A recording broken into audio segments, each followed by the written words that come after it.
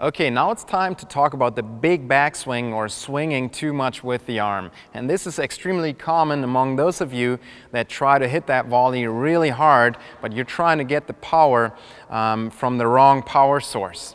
Now what happens when your volley looks like this is the ball becomes absolutely uncontrollable. It could go anywhere. It could go in the net, it could go off to the side. What happens a lot is when you do that big backswing is that you end up late on the contact point and then the ball will tend to go off to the side. So it really becomes uncontrollable. Instead, you want to have a short, compact motion. You get a lot of the speed from the incoming ball and from moving through the volley. So that's what we want to focus on. Now let's take a look at a super slow motion comparison. Once again, one good shot and then one where I have too much of a backswing and really swing at it with the arm. Okay, so on the right you'll see the big backswing, and on the left you can see that short, compact motion.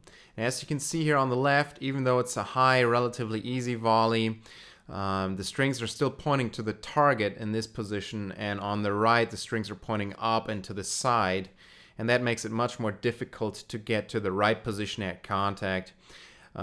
Basically the shot on the left is a lot more reliable, a lot more controllable. Now let's take a look at the same thing on the backhand volley. Once again, we'll see on the right that the backswing is too big, and on the left the strings are still pointing towards the target on the other side of the net, and this makes the volley a lot easier and a lot more controllable.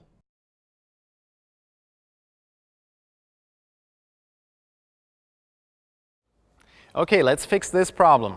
Now, what's making you swing so much is the racket. You have the racket in your hand and you're trying to swing at the ball. So what I want you to do is I want you to start with some shadow swings without the racket so that we can isolate that take back by turning the shoulders that we talked about in the fundamentals and the basic progressions.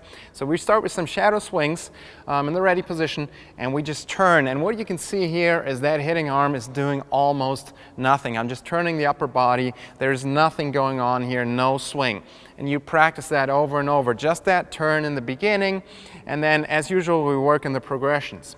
We can now add the step like that, and still very little swing going on here. In the next step, I pick up my racket and I do the same thing. Ready position, turn, minimize the swing. You want to have a short, compact motion, and then just do that. Do shadow swings, and then you walk through all of the progressions that you already know.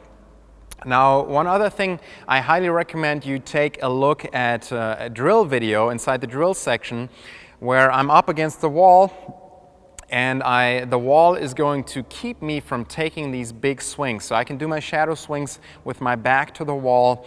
Take a look at the drill section, and that video will help you as well.